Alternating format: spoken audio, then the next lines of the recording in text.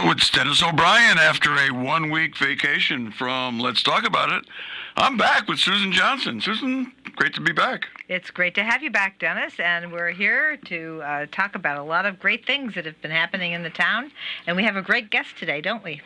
Well, we have the best guest ever. He's a frequent guest, and he has his own show here called Town Talk. He took that title from the show I do on television. Actually, I'm not doing it anymore. Not lately, anyway. It's Jim Rivers, town manager of Windham. All right, Jim, welcome to the show. Well, hi, Susan, Dennis. So good to be here. I always look forward to this. We do have a lot going on in Windham right now, and we had really good news this week. Of course, we're still fighting COVID-19. We could talk about that if you'd like, but we got some really good news for Windham this week. All right. Well, I'm looking forward to hearing about that. But first, of course, the 15th, we started Hispanic Heritage Month, and I'm sure that we're going to be celebrating it at the meetings for the council, and there'll be other activities planned throughout the town. And so I just wanted to mention it to everyone. I've been posting it on my Facebook page, and I know the town is ready to rock and roll with Hispanic Heritage Month. Yeah, as a matter of fact, we have an event on Saturday, tomorrow, focused on getting people in the Latino community vaccinated. We're using Boomba, which is the radio network that has all the Spanish-speaking stations, coming and broadcasting live from the Recreation Park from 1 to 5 tomorrow. So that sort of kicks off the month for us with the Hispanic heritage, and there's going to be a lot of fun things there. But again, we're really focused on the Latino community there to make sure they get vaccinated and get safe as soon as possible. Excellent work, and that's something that we've been working on, and I'm so glad that you're doing that, and I'm glad I asked you about the beginning of the Hispanic Heritage Month. So that's fabulous news, and it's something that we're going to be pushing, and if you have some information about that, I'll try and post it on my Facebook page tonight and make sure people know about it, because that's great work. Thank you so much. Again, you've done great work there, Jim. I'm delighted because I heard my old friend DJ Chuck is going to be there playing the tunes, and he's fantastic. He's been on WILI, he's been on ECS, the Eastern Connecticut State University station, and Susan and I have been on there with him, and along with DJ Inventoso. And DJ Chuck is going to be playing some tunes, and it's going to be a great event. I think it's 1 to 5, right, Jim? That's 1 to 5, Recreation Park. And again, I want to thank Zamata Bruder. I didn't do much of the work here, the executive administrator for the town. She has been coordinating this event with a whole bunch of other people. It takes a lot to put together an event. I think we got three food vendors, the fire department, the police department, a whole bunch of other agencies will be there just putting on displays and games. The Board of Education will be there helping out. So we're really trying to make it a fun day and focused on safety, focused on, again, the Latino community and make sure that they know how important it is to get vaccinated. And this is going to be down at Rec Park. I heard it's going to be on the softball field or one of them? That's correct, on the softball field. Which one, I'm not sure, but probably the one up closest to the road there. Yeah, that would be field number 1, I believe. I spent many a happy hour playing softball down there at Rec Park. It's been a while, but I used to play a lot of ball down there. It's a great place. It is a great place, and it's a great place that's been used throughout this pandemic for people to get tested and to get their vaccinations. So it's one of the things, actually, that's part of the governor's emergency orders to be able to utilize facilities like Recreation Park for those kinds of activities, whether it's getting tested or getting a vaccination. So for public, that's what we're talking about when we talk about the governor's executive orders, and that's one of the great things that's there, that's helping us get that herd immunity finally, and making sure that as many people as possible who are 12 and over can get that vaccination, and that way will be protecting the children who are under 12 years old. And this is a part of the Hispanic Heritage Month, Jim, but it's also the vaccination, and the event is for everybody.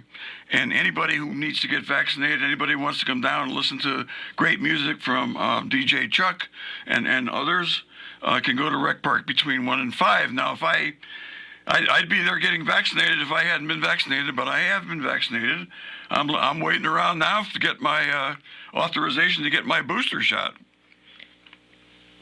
Yeah, they just announced that a little while ago, Dennis. I don't know if you've been paying attention to TV, but they voted on the FDA 65 and over booster shots are authorized, and also those people that might be compromised and may need that extra protection right now. So that's good news for you today. Good news for me. It's been more than 8 months since I've been vaccinated, a little bit more.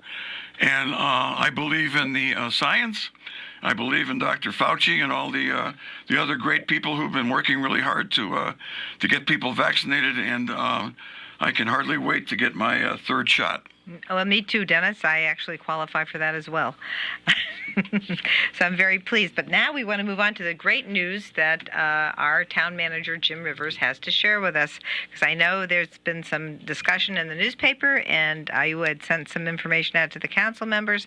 But tell us about the great news that we've been able to understand because of the great work you've been doing with our staff members and with our council and Board of Finance and Board of Ed. Yeah, as a culmination of, I'd say, a number of years here, 4 years or so, we have, I don't want to say we've reached the pinnacle of financial bliss here from a town, but we went in to get some bonds for some of the projects that we've been working on for the last few years.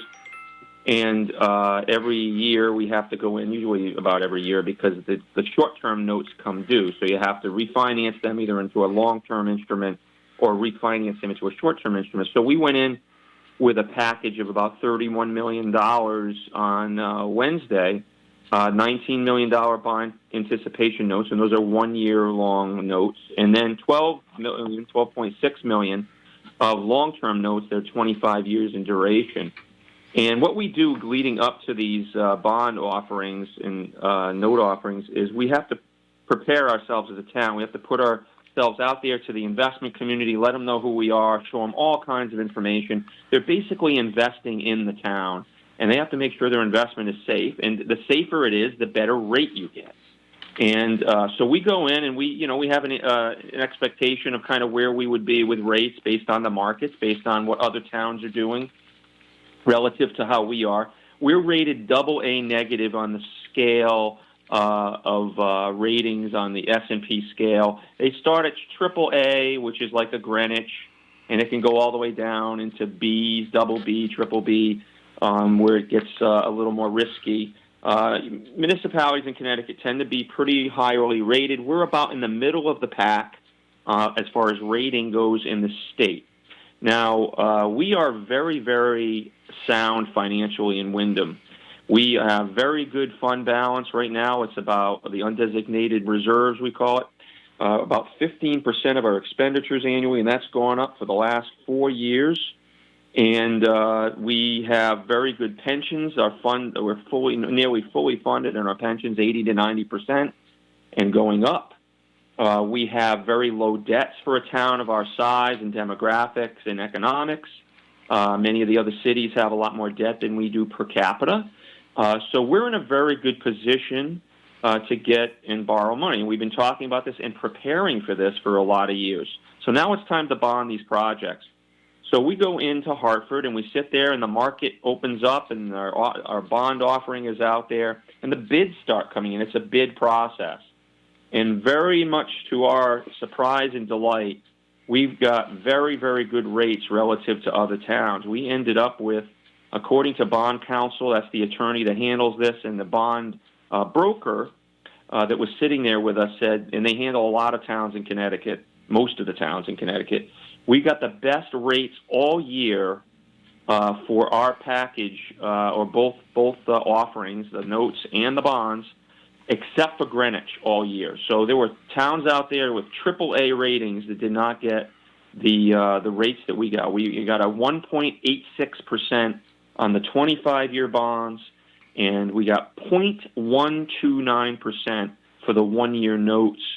So that means that, like the high school project, that's what we need the notes for. We have to lay out the cash as the construction begins, and then we get the reimbursement from the state, and more money comes back, and then it goes out, and then it comes in. So we need these notes to keep revolving, but it's essentially, I don't want to say free, it's not free, but on an annual basis, it's going to cost us about $25,000 to borrow that money, and that is really, really low. And then that $12.6 million, that's kind of finishing up the garage and the community center. We've already bonded some of it. The rest of that is going to be 1.86%, very, very low payments, lower than we thought when we put these projects together. We've been phasing in this debt so it doesn't impact the taxpayers. We have other debts that fall off, and we're phasing in this debt. So the bottom line is a lot of things going on here. First of all, the taxpayers aren't going to see a whole lot of this. They're not going to see much impact from all three projects. Again, thanks to 95% of the school being funded by the state. We could talk about that in a second, Susan, because you had a lot to do with that, and so did May Flexer, our senator. Yes. But also, it's a reflection on our community that we are on the rise. The investment world looks at us into the future. They're not so interested in our current bond rating. That's important. They read between the lines and see how the trends are going and see how we are. We get hurt a little bit on our rating because we're kind of a poor community, and that keeps us down a little bit on the rating. But the bond people that buy bonds, they kind of look beyond that. They know we're poor a little bit because of the colleges. The college students weigh us down a little bit. So they look beyond that, and they see all the economic development going on. They see us investing in the community. They see all these other metrics that are very favorable, make us lower risk. And we got rewarded big time this week. And the citizens, the taxpayers, got rewarded big time after many years of working on this. And it's many, many things. Both of you, Dennis and Susan, had a lot to do with this.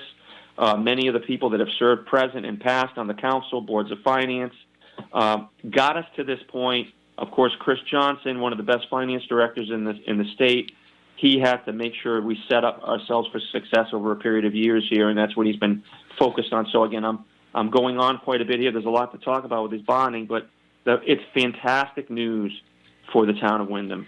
No other way to look at it.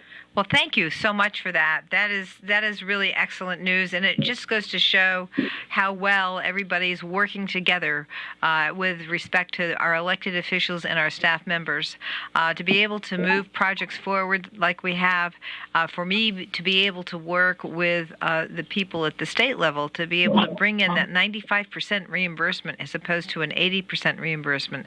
Having Senator Flexer and I work together, she in the Senate and me in the House with the co-chairs of the Education Committee to make sure that we were up there for the 95% reimbursement and to make sure that the governor supported us in that reimbursement as well. So having all different levels of government, making sure that the building committee worked so hard to create a plan that we were able to now implement. These are all things that we can thank Mike Callahan for his great job as chairman. We can thank, of course, Chris Johnson for his good work, making sure that the people in the bonding that do the bonding and do the analysis understand that despite the fact that we have a low-income community, that we have a lot of students here, that we have a lot of state properties here that limit our income, they're still looking at the hard work that everybody's doing, that people are working together on all different levels, state level and the local level, whether it's a staff on the state level or staff on the local level. Everybody working together makes our town grow and makes us have a really good situation here so that we can really grow and develop and get the tax base in the community rocking and rolling. Yeah, I want to say a couple things. Susan's right. Having been on the council now for 6 years, and of course I'm retiring from the council and probably from, active engagement and running for office in November. But it's been what a great pleasure it's been to work with all of these fine people on the town council, Board of Finance, Board of Education, the staff, and especially you, Jim, as our town manager during the past 4 or 5 years with you. And I remember when we hired you, and these projects have all been so wonderful. and they're in process, and they're going to be paying off big time, and they already are, because if you look at the home prices, the home values in town, and what homes are selling for, it's amazing. It's amazing how our property values, our residential property values, are going way up. And there are some people that talk about how, gee, if I could sell my house for a decent price, I might move. Well, if people really want to move out, now's the time, because the prices are way up there. And one of the reasons they're up there is because of all these projects we're doing, because people are taking note all over the area, all over the state, about everything that's going on in Windham. I had an interesting thing happen to me the other day. I was out in the front yard doing a little work in the yard, and a gentleman walked by the house, and his name was J. Michael Callahan. And he is the chairman, of course, of the Water Commission for many, many years, doing an excellent job. He's also the chairman of the building committee for the new Renovator's new project for Windham High School. And he said to me, he admitted to me, he says, when you and Susan told me that we were going to get a 95% reimbursement rate, he says, I didn't believe you. I didn't believe it could possibly happen. It was so incredible. And he is so happy. And I know you were very happy when you learned about it, Jim. And you talked about how much money we're going to save because of the great work that was done down in Hartford by May Flexer and Susan Johnson, and working with the Education Committee chairman and the governor to give Windham a great reimbursement rate, 95% on that great building project we're doing at Windham High School. Fantastic. So I couldn't be happier. I'm very, very happy. As I leave the council, I feel very, very fulfilled about all we've done, and very, very happy about all the folks that have served on the council with me, and our state delegation, yourself, and of course the boards of finance and education. And so I just can't conceal my enthusiasm for all that. Thank you. Yeah, Dennis, again, I'm kind of giddy about this. I'm a finance guy, and I can't overemphasize to the citizens how good all of this is for the town. And if you think about the amount of debt, these projects aren't too expensive. We got some big grants from the state, the $6 million for the garage, of course, the 95% for the high school project, and even a grant for, I think, Susan, you were involved in getting this or moving it around for us, the grant for the community center. Yeah, that's right. But, we're left. Sorry. Yeah, you had something to do with that as well, and you've been around for a while. But and that project has gone on for a while. I mean, these projects have been thought about, talked about, worked on for decades in the works. And now to see all these things come to fruition, it brings a tear to my eye. But to see it come together in the affordable way that it has is a miracle. I mean, for a town like us to see, we're going to have all three projects, about $25 million in debt issued for these three pretty big projects at rates that are record low for municipalities, and we're structuring this the right way. The impact is going to be minimal at best, with a grand list growing like it is, phasing this in over a period probably around 10 years if you really think about the length of time the high school project. Things are going to be dropping off as they come in.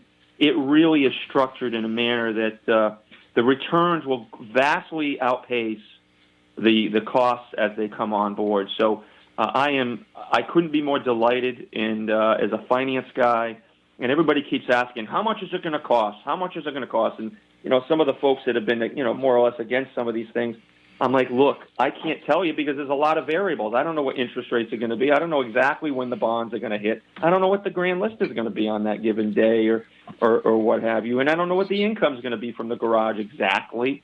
So it's hard to say how much income we'll get from the high school. Maybe more students will come from other area towns by the time we get it open that will help offset the cost of the bond. So there's so many factors and variables. But one thing for sure, it's costing a lot less today than what we thought it was a few years ago when we approved these projects. Never mind when we planned them, years and years ago. So again, between that and the pilot money, Susan, I can't talk about that enough. We're getting a couple $1 million more a year in pilot money, thanks to you and Dennis, and again, many others that have worked on this for years. And we needed that. We've been, I don't say robbed of that all these years because of the amount of state property we have, but that is really going to help us make up for, we've been suffering with budgets for years and years, cutting and cutting and cutting and cutting, and you just can't cut anymore. We have a pretty good-sized town. We've got one engineer, one building official, one of this, one of that. We have the bare minimum, and things, get done, but, we're pushing the envelope, and again, this is a way to really, give the taxpayers a little break and also make sure that we have a town that's running properly and efficiently. And again, we have so much good news. We could be here more than an hour, I'm sure, talking about the good news at this point. That's right, and I'm so glad you raised the payment in lieu of taxes, the pilot money, because, that's something that I was working on. Many of the people who are in towns like ours, mostly towns that are bigger than ours, we are 25,000 people, and we have a lot of very limited income people here, and so those combinations with the size of the town make it especially difficult for us to take a hit whenever they cut back on the payment in lieu of taxes. And so all of us have been submitting legislation ever since I've been at the Capitol, and to try and make sure we get a good amount of money for payment in lieu of taxes.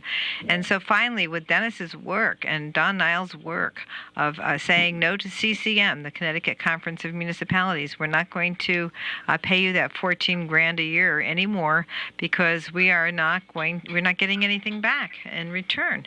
And that livened them right up. They started to go and testify in favor of my bills.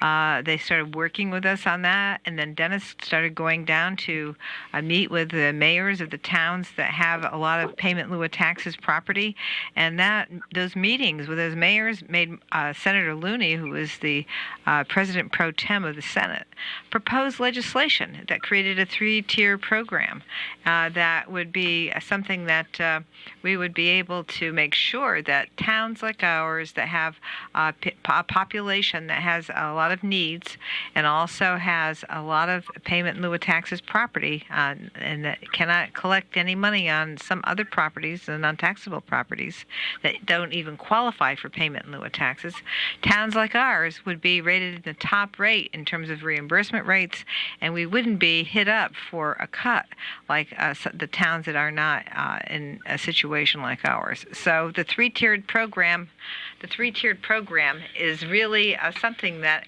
is really quite good, and it's something that's really going to save towns like ours and some of the larger towns that also have these problems. So I'm really thrilled about that, and also the fact that a couple of years ago we were able to negotiate a program for our education cost-sharing grant, and so we were underfunded to the tune of $10 million a year, and now every year that negotiation that we have every year, every budgetary cycle, we are getting now another $1 million a year. So each year, and so far we've been able to hold the line on that with respect to the Appropriations Committee and make sure that we don't vote for a budget unless it includes that deal. So that's where we are right now, and so the school system is getting more money from the state as it should, and we're getting more money from the state for the town as well. So we're taking care of both of those things, which should really help with the people and help with the tax rate eventually. So we're going to see a lot more with the tax base expanding. We're going to see a lot more with the increase from the state, as we should have. And this is just going to be a much better situation for the town of Windham overall.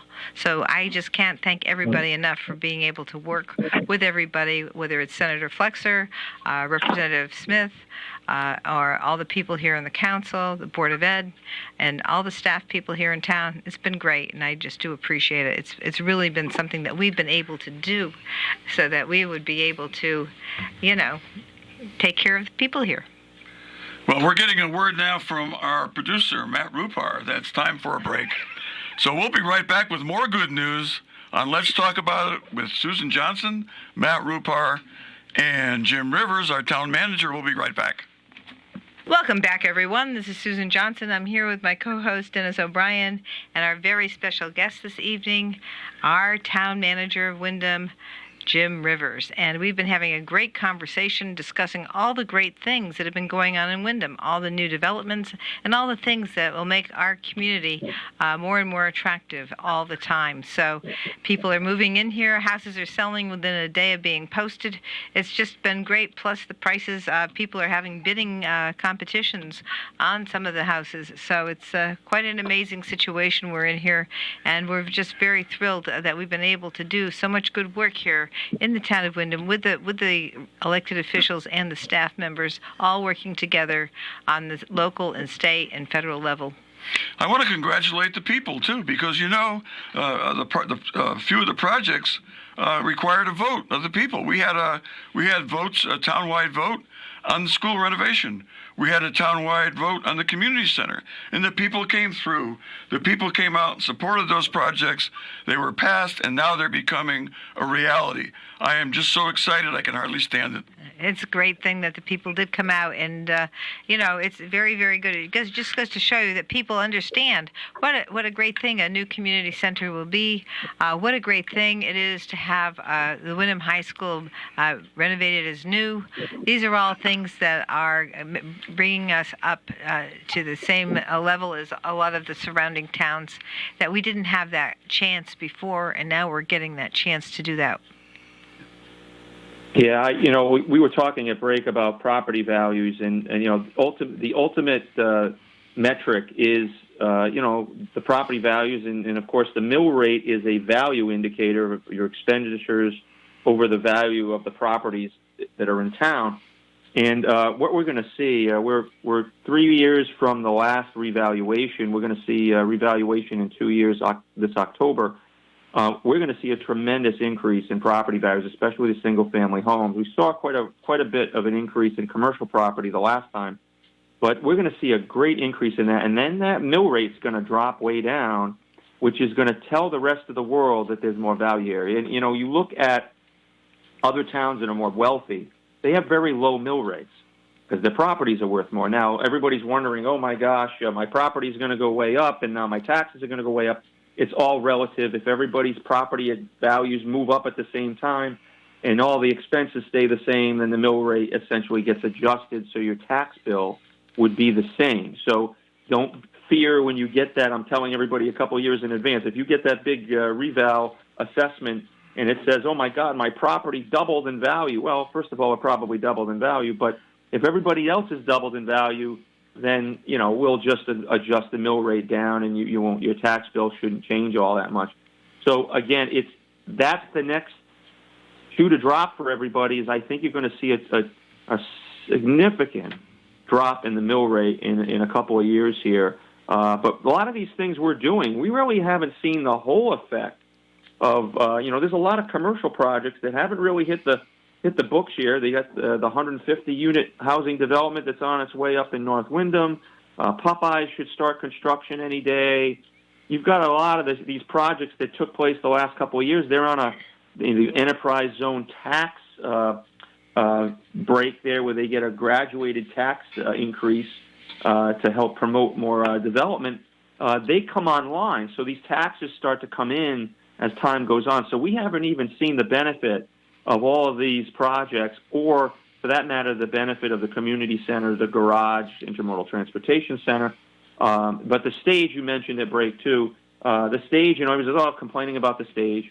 The stage was paid for with a private donation, with another state grant, thank you again, Susan and May, and some town money. But, the value we've gotten out of that already, I think we had maybe 15 or 16 events there this year. COVID has really tamped down what we wanted to do there. But the first year before COVID, we had 20 events there the first year, and it just puts us on the map. We have a lot more to do. We can do with that stage, and we will. But we've got our money. We're out of that already. And again, it's a monument, if you will, to the progress in Windham rising out of the ashes here. When people drive around the corner, they see this thing, and they're like, boy, that's beautiful. What's going on here? And the same thing with the sign on the corner. What's going on here? And that was the beginning to tell everybody, hey, it's a good place to invest. It's a good place to live. good place to raise your family or work, and that's really what it's all about. You know, I've said this before, and I'm going to say it again, but in the early 1980s, I had the great pleasure and honor to work with a gentleman who was a world-renowned social psychologist, Kenneth Clark. Kenneth Clark was a witness for the plaintiffs in Brown versus Board of Education, the 1954 school desegregation case that went to the U.S. Supreme Court, that helped make the reputations of the great Thurgood Marshall and Constance Baker Motley, who later became a federal judge. Well, Kenneth Clark told me in no uncertain terms that one of the most important things about any community is its reputation in the surrounding area and in the entire state. And a good reputation is sure to increase the economic activity in the town and the economic well-being of its residents and businesses. And that is exactly what is happening now. Our reputation is greatly enhanced by these construction projects. Like I said before, and I'll say it again, everybody I talk to from out of town is telling me, wow, Windham is really doing lots of great stuff. Very impressed with it. They're coming to town. They're coming to our restaurants, and they're chomping at the bit to come to Windham, to come to concerts at the Shabu Stage, to come to our businesses, to come to our Little League fields, and things are really looking up in that regard. And the ball is really rolling, and we're going to keep it rolling. Yes, we are. We're going to keep moving forward because now we have momentum, and now we are going to be working on we have other projects that are in the works that are about ready to come into play. One of the things that I'm thinking of is what's going on with the Whitewater Park, and a lot of it already seems to be doing very well. They're having every week they're having the food, not the food co-op, but the food market, the farmers market there, and they're having little concerts in the morning on Saturdays. I mean, that's a very nice thing. Plus, we have 2 new businesses that just opened. We have the Thai food restaurant, which is delicious food, and we've been there already. And also, we have a new restaurant that is just opened that is a health food restaurant with Puerto Rican food that is health food. And so it's wonderful, delicious milkshakes, all kinds of different, teas and cookies that are all high protein, and everything is. So we have new places to eat and new things to try. Yeah, I ate a bunch of those high-protein cookies, and I can't wait to get my hands on one of those milkshakes. You know I love milkshakes. And they're great, high-protein milkshakes. So those are great things that have just opened up, and I've been to both of the openings, and I really enjoyed talking to the owners, and I recommend everybody to go over to the Thai restaurant across the street from the post office and over to the new health food store across the street from the Bridge of Flowers. Yeah, there's so many things we could talk about, and we usually talk about the big projects, Mr. Kelly's project. We talk about the Hurley building, which is still moving along, and I think we might see actual construction on that any day now. And Mr. Kelly, of course, he's had a little pause, but we've been talking to him this week, and he should be resuming work on the Foster building any day again. But there's so much going on. I can, again, go right through the town. We could point to things that have happened in the last few years, but it's also the small businesses that make a difference. We like to focus in on the big projects, but there's a lot of small businesses that are really developing in town. They're either buying their own buildings or they're fixing up their space or they're looking for bigger space. Those are also very good signs for us. And, again, there's a pipeline here. I always talk about the pipeline. We have a pipeline of inquiries right on through to permits coming in town, and it's still very strong. And it's remarkable through this horrible pandemic that we've been able to continue progress at the pace that we have. It's all still happening. And, I pinch myself every day, and I hope that the economy doesn't go the wrong way for us here, but it's still pretty strong, and again, it shows the resiliency of the town of Windham in this area. But we are outpacing our neighbors. We are outpacing other communities in Connecticut I think in 2019, the economic development numbers for the Windham County were the highest county in the state of Connecticut on a percentage basis. And again, of course, we are the county seat in the big dog in the room there, and it's because of us. So the economic development growth that we're seeing is not just the economy; it's not just Connecticut. We are outpacing on a percentage basis our peers, and we're setting the pace here. So it's all good stuff, and I couldn't be happier to be part of it right now with the rest of you. You know, that's just how I feel about working at the Capitol now, too. We're having a change in terms of how we look at our communities and making sure that all the communities are treated equally. I think for a long time people thought everything was equal, but it really wasn't. And being able to bring that information out to the governor, to the members of the Appropriations Committee, to the members of the Finance Committee, working with the working with the Majority Leader and the Speaker, they all understand what the state needs and what we should be doing. And so I'm very, very thrilled to be working with the people I'm working with, because I know that they understand the systems that we have here and how to take them and make them so that economies all over the state will be booming.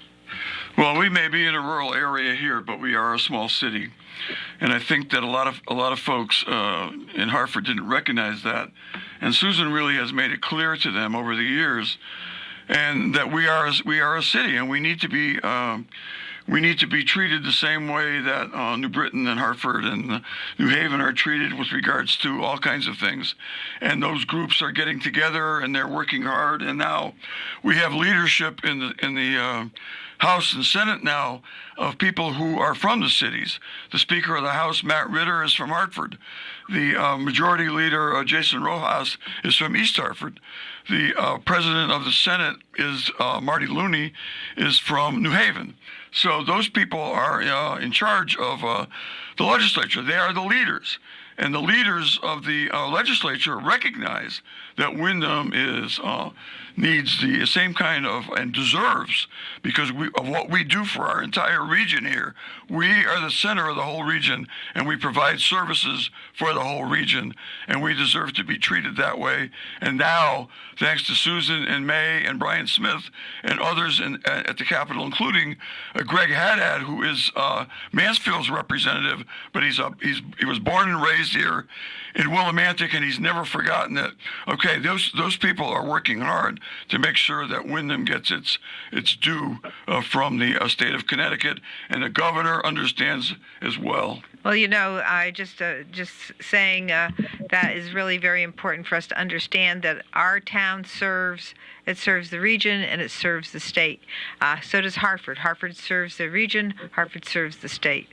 You could say the same for Waterbury, New Haven, all the municipalities that are little central cities or bigger central cities in Connecticut. They are serving their town, they are serving the regions, and they are serving the state because they have lots of state property.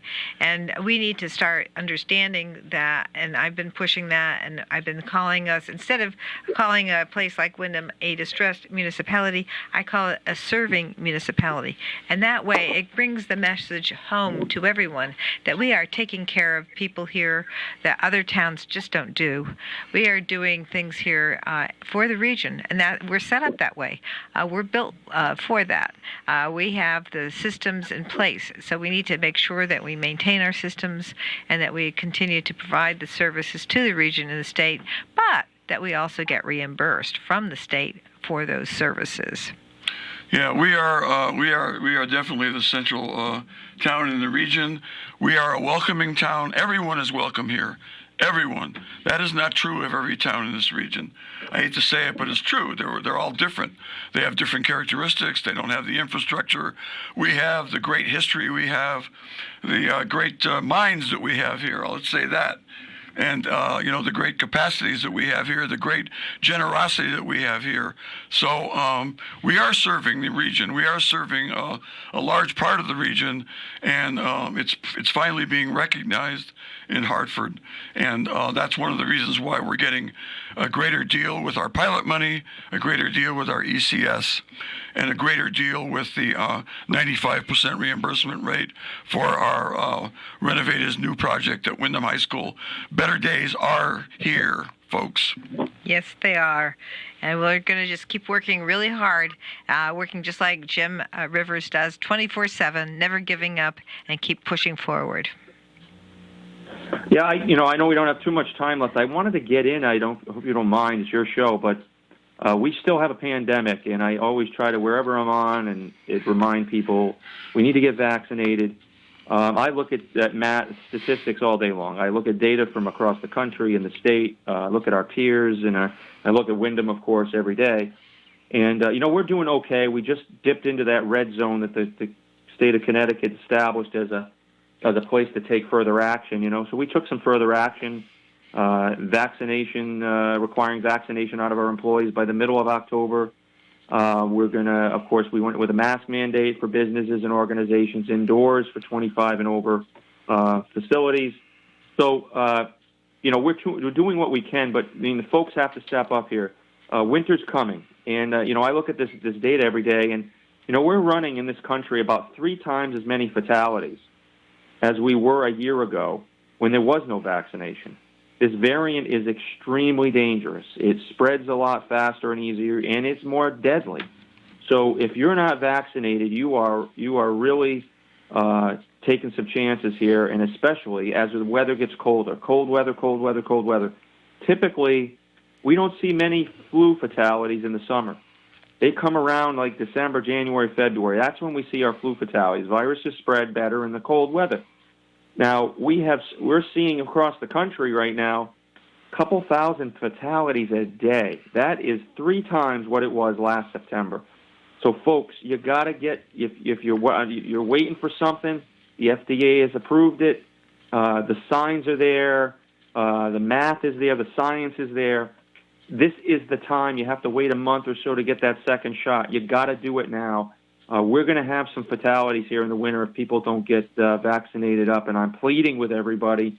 Now is the time. Do not wait any longer, and you can do that tomorrow at Recreation Park. Anybody and everybody's welcome, 12 and over. Need a parent or a guardian to sign off if you're a minor. But again, please, if you don't make it tomorrow, get the Generations or Hartford Hospital, your doctor, CVS, wherever they're giving these vaccinations out. The clinics that show up on Main Street from Griffin Hospital at Liberty Bank, please get vaccinated. We're fighting this thing the best we can, but we got to do it together, and we don't want to see our friends and family in the hospital. So get out there. Sorry for that public service announcement interruption. But I wanted to get that in, Dennis and Susan, and thank you for letting me do that. Well, I'm really pleased that you did do that, and I just want to say the reasons you want to get vaccinated now is because the kids under 12 still haven't been approved for their vaccination. We want to make sure that we don't hurt our younger population. We want to make sure that we don't spread that Delta variant to the little ones, and we want to make sure that this vaccination. I've been fully vaccinated. Dennis has been fully vaccinated. All our family now is fully vaccinated. We got our youngest grandchild, 12 years old. She just got her second vaccination. She just turned 12. And we were just so relieved when she actually got the second vaccination. So I'm really happy that everybody is vaccinated, my family, and I feel much more at ease now. But we still are working very hard to make sure other people know about it. And we're down to our last 10 seconds. So I just want to say, Jim Rivers, thank you so much for being on the show with us today. Thank you so much for all the good work that you're doing. And I want to just say hi to everybody and see you next week on Let's Talk About It next week. So thank you again. Thank you so much. Thanks, Jim.